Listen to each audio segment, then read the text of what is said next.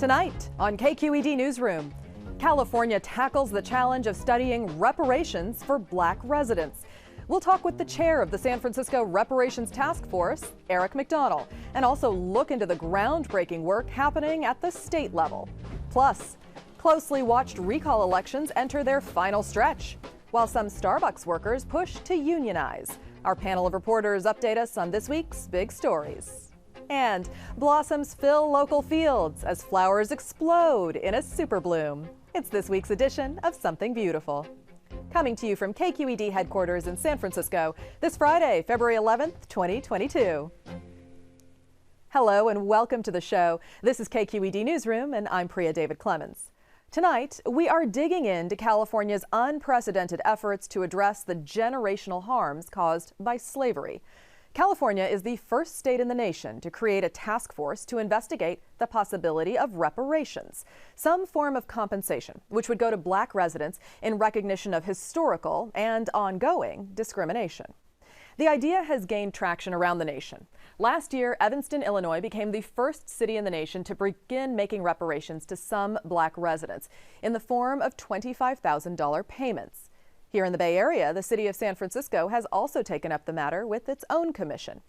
The group met for the first time last year and is beginning the process of researching how city policies may have harmed African Americans over the years and what could be done to make amends. Joining us now is Eric McDonnell, former Chief Operating Officer of the United Way in the Bay Area and the current chair of the city's African American Reparations Advisory Committee. Eric, thank you for joining us. It's my pleasure. Thanks for having me. So tell us what this committee is tasked to do. So in basic terms, this committee is tasked with determining what the harm has been experienced by Black folks in San Francisco as sanctioned by the city itself. And in measuring that harm, quantifying it in some way, and this is the work to be done, but quantifying it in some way and then offering a proposal to the Board of Supervisors for the harm being addressed through many methods, payment, policy change, etc. So that's the work before us. So can you take us back a little and share with us some examples of what sort of historical harms we're talking about here? So we're talking about, for example, when the federal government determined its plan for housing and urban development across the country, they initiated what they called a blight removal initiative. What that meant in San Francisco, when the first origins of the redevelopment agency were created, it meant that they were then authorized to assess and determine where blight existed and then remove said blight. And what that meant, and ultimately meant, was the exercising of what's called eminent domain, like taking property back. We determine that this is a blight, and we will remove said property, which meant removing Black folks, because they did it in most primarily the corridors where Black folks were living and residing, in the Fillmore, right, in Bayview Hunters Point, in Potrero Hill, in Visitation Valley, most prominently in the Fillmore. And so then what did that do, not only to the families then, but sort of generationally? Well, that's the one of the things we want to try and capture through research and literal storytelling is to appreciate the depth of harm that was created by that, kind of the trickle effect of all of that. It meant those families were removed. It meant the path that individuals and their families were on in terms of economic development and small business, et cetera. All of that was stolen, if you will, and therefore these families had this interruption in their paths towards economic vitality that trickles down generation to generation. And what we see today are individuals whose grandfathers and great-grandfathers once had, and that story is told over and over and over. We had the barbershop, we had the bar, we had the stationery business, we had, and sadly it's we had. And it's no longer there. So it seems like such a huge problem. And to many it seems like, well, that was something that happened in the past. And here we are today. We need to look at what we are dealing with and addressing today and not be looking back at these past problems. Yes. What do you say to that? I say two things. One, many of what I often refer to as kind of the tentacles, vestiges of slavery and the ways in which it shifted the cultural norms and dynamics, white supremacy, inferiority, that was then built into the very fabric, policy practices of this city that remain today. Another part of our assignment, so to speak, is to identify those practices and policies today that still perpetuate harm on Black folks. That's one part of it. The other part is, again, these vestiges and tentacles are real and deep. And so what we see being played out over and over and over, whether it's economic development, whether it is educational attainment, we see the ways in which Black folks in particular, but not only Black folks, have been treated in ways that have diminished their opportunities to excel, right? And which is why we all talk about it all the time. Who leads negatively in all of the data? Health data, education data, economic development, wage earnings. Who leads at the bottom? Mm-hmm. And what is it like for you personally, as a Black man who grew up here in San Francisco, to be leading this committee now? One, I'm honored. Two, I feel a real sense of responsibility.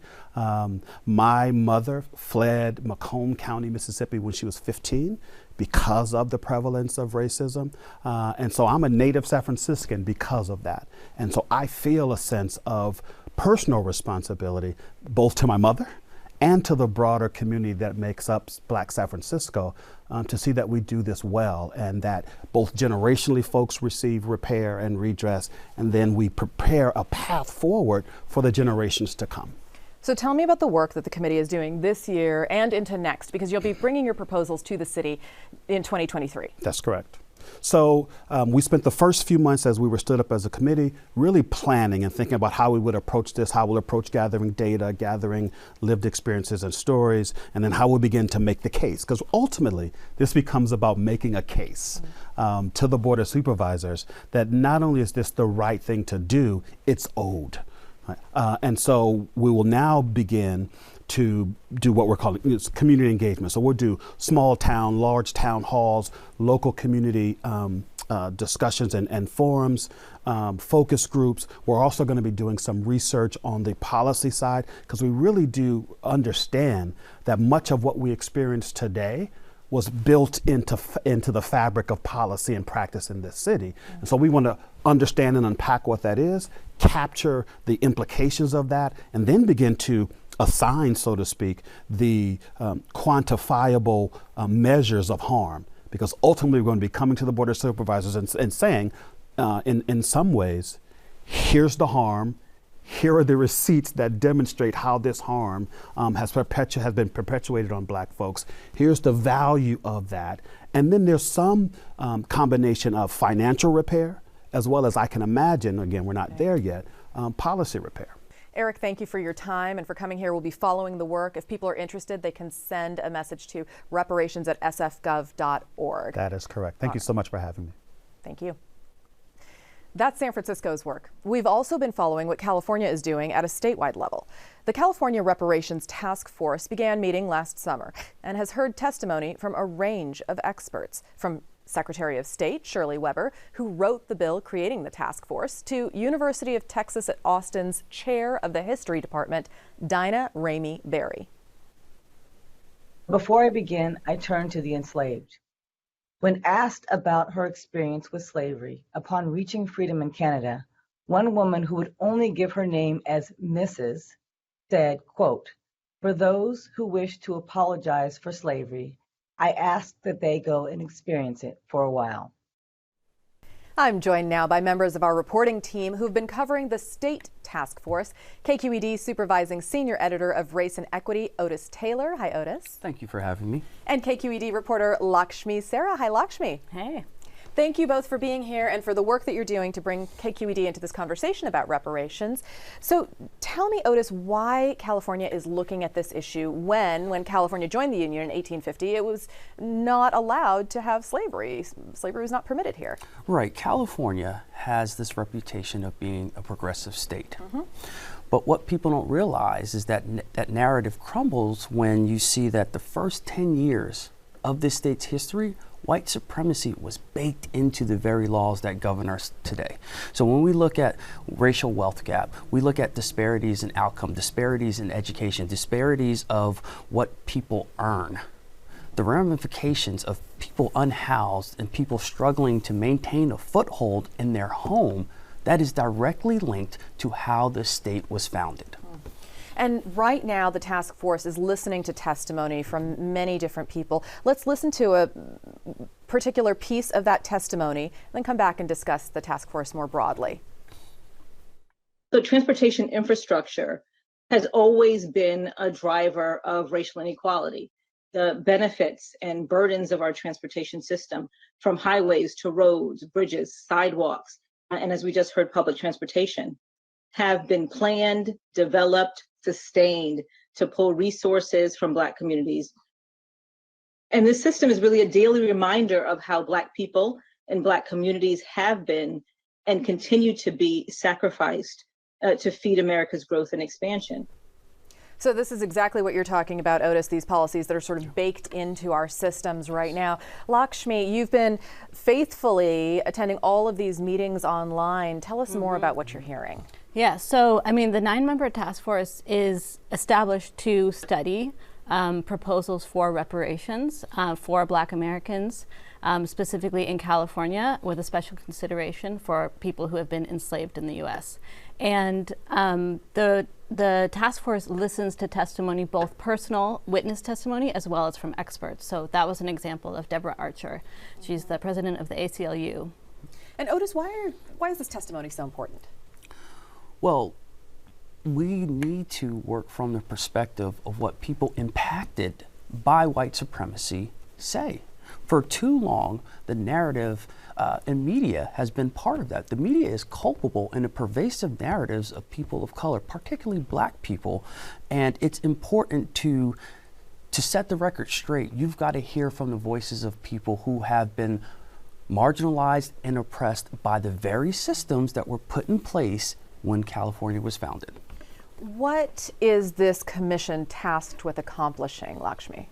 Yeah, so they are tasked with coming up with proposals, and they're looking at not just financial compensation, but what would be a broad set. Would there be policy change? Would there be grants for education or housing, or how might we actually repair the harm that has been done? So as Otis was saying, there has been a long history of harm. So how do we actually assess the harm and then work to repair it? So both financial as well as potentially apology.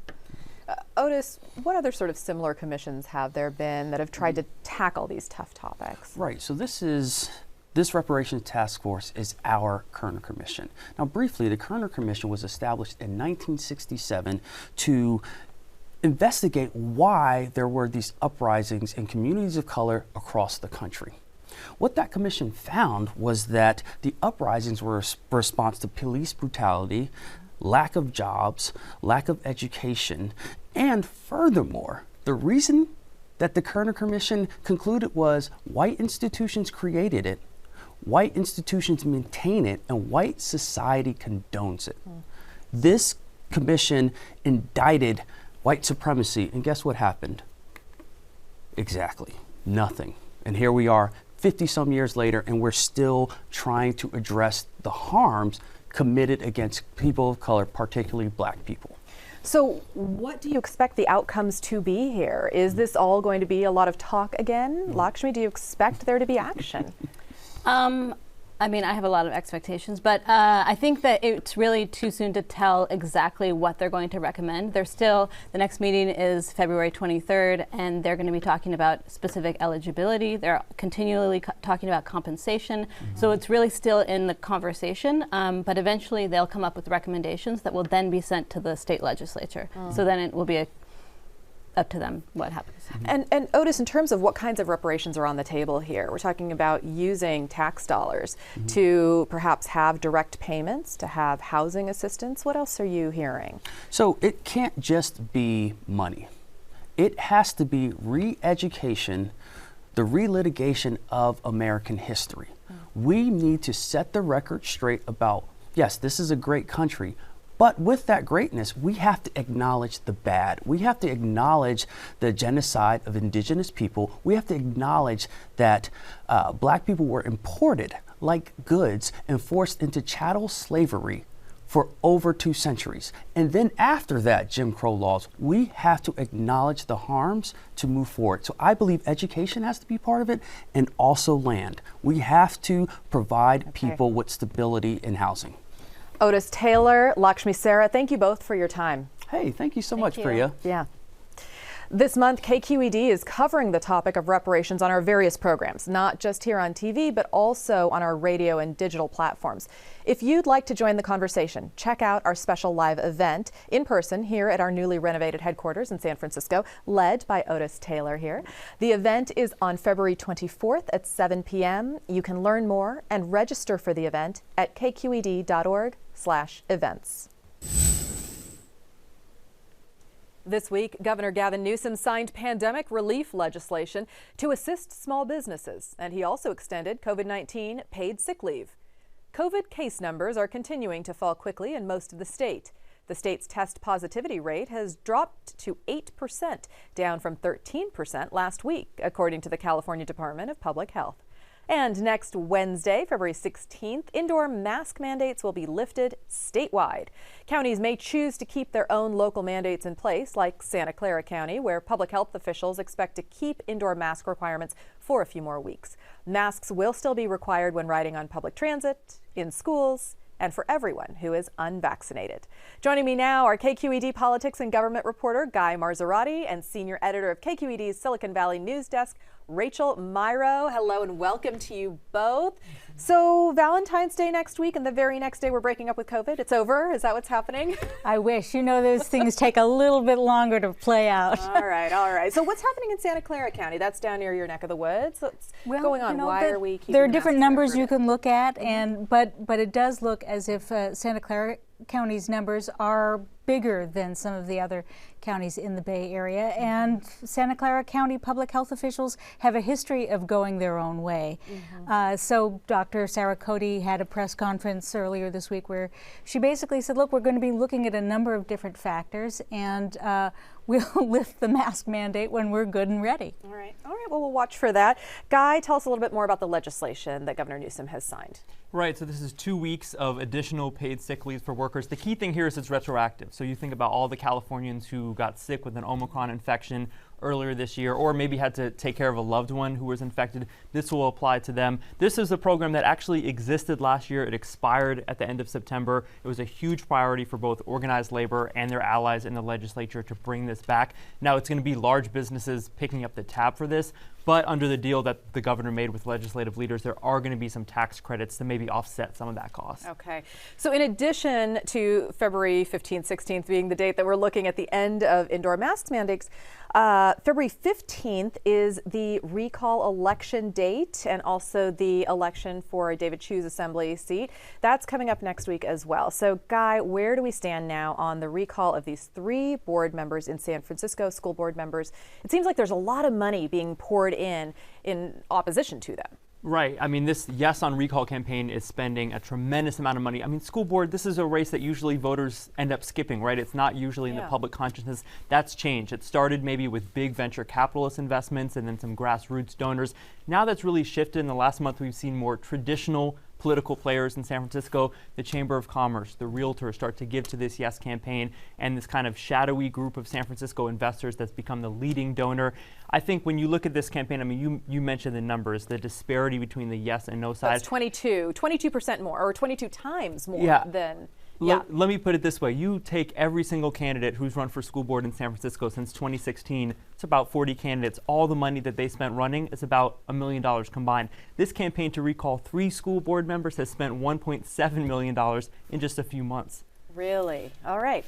Well, so we're sort of expecting that what's going to happen here is that these 3 board members are going to be ousted. You know, I think one thing that really puts a lot of uncertainty in this, I think that's the conventional wisdom, right, is that these recalls could be successful, but the incredibly low turnout that we've seen so far in this election, I think creates a lot of uncertainty, right? As of today, just roughly 20% of voters have cast a ballot in this special election. I think that's kind of putting all sides on edge. All right.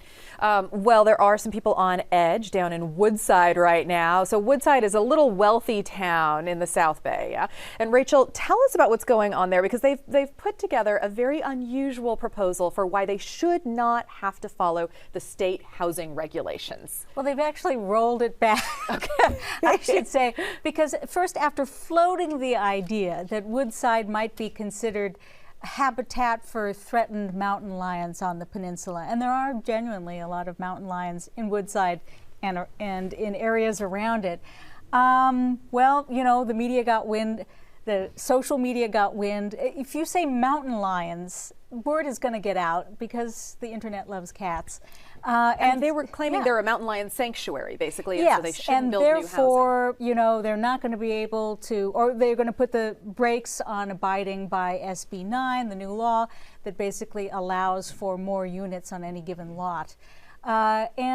Possibly this was done in an attempt to appease the denizens of Woodside, again, a wealthy community like the communities around it, concerned with what it might mean to densify housing in that neighborhood.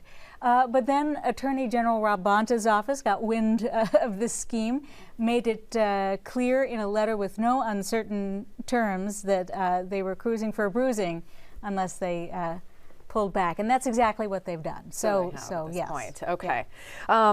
You know, I do want to turn to one other political story in San Francisco. And Guy, this is about the conflict that's been going on between the San Francisco police chief and the San Francisco district attorney. So last week, or the week before, Chief Scott came out and said, hey, we're not going to be working with the district attorney anymore on investigating police force cases because we think that the district attorney's office is not doing their job properly. And then the district attorney came out and said, no, there's not one iota of evidence that we're doing anything wrong. Well, Chief Scott was on Political Breakdown yesterday, and I'm curious what he had to say about this conflict. Right, I think his biggest message is that he is not doing this out of any political necessity, even though this comes right as one of his officers faces a trial for, you know, assault and battery, even though it's District Attorney Chesa Boudin who's facing a recall election in June. Scott made the point that, you know, it was really the internal politics. His rank and file felt kind of lost trust in the district attorney's office. He was forced to do this in response to that. I think ultimately, though, this was a deal that it took Scott years to negotiate. I think there's a lot of incentive for both sides to get back to the table and work that out. And that's certainly what we heard from the police commission this week, a push for both the district attorney and the police chief to get back to the table and work something out. And Chesa Boudin's also facing a recall. That election is in June. Rachel, Tesla is in the crosshairs again. The state of California filed a lawsuit this week against Tesla for actions that are happening at the Fremont factory, according to this case. So they say after a decade of complaints and a 32-month investigation, they've filed this lawsuit against Tesla because of what sounds like some pretty horrific working conditions that are frankly racist at the core, right? They're talking about how black workers are segregated and they're in other parts of the factory, which are referred to as the plantation or the slave ship, that black workers and only black workers are having to scrub the floors on their hands and knees. What's going on here and what's the response from Tesla? Well, Tesla put out a blog post the day before this complaint was revealed to the wider public, basically saying, hey, this is unfair, this is looking in the rearview mirror, we've already got training programs to respond to some of the concerns raised here. But it's worth noting, Priya, that just last year we had a private individual suing in federal court over the very same kinds of complaints about a hostile work environment at the Fremont factory for black workers in particular, not just racial slurs by the boatloads, and you'll have to go read the complaint if you want to hear some of that stuff because it's not family friendly, but also problems with bad job assignments for black workers. You know, there's a definite hierarchy, at least according to the state argument and according to the argument that we saw in this federal lawsuit, where that particular plaintiff was awarded more than $100 million in damages. So So the state lawsuit, you know, even bigger, hundreds of complaints involved. We're just going to have to see how it plays out. All right. Well, in the last few moments we have here together, tell us what you are working on next week. You know, reporter's job is never done. You can't just rest on your laurels. What's coming up, Guy? That's right. So we talked about the school board recall. It's also on the ballot as a state assembly race to replace David Chu, who's now the city attorney. There's 4 Democrats running in that election. And then we're likely to see an endemic plan from Governor Gavin Newsom. He's kind of teased this week. Policies to maybe live with coronavirus that's always going to be with us, but maybe not disrupting life. I think the key for Newsom, as always, is try to keep it simple. If it's 4 different metrics informing masking and 3 tiers, carry the 4. No, he's got to make it understandable. Rachel, a couple words for us. What are you looking at next week? Oh gosh, talk about understandable. Looking to Washington, D.C. and how antitrust legislation specifically focused on big tech is rolling along. Okay. Thank you both for being here. We'll be watching Super Bowl ads this weekend. Can't wait to talk with you all again soon. Thanks so much. Yeah. Thank you. It is super bloom season when fields of flowers explode into color at roughly the same time after winter rains. For this week's Something Beautiful, we go to Yacopi Farms in Half Moon Bay.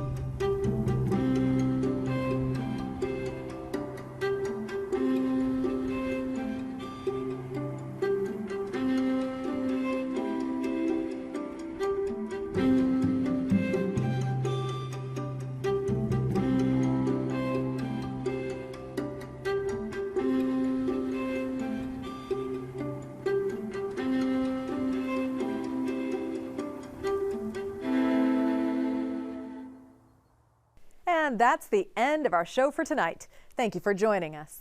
If you'd like to get a look behind the scenes, then please hang out with us online as well.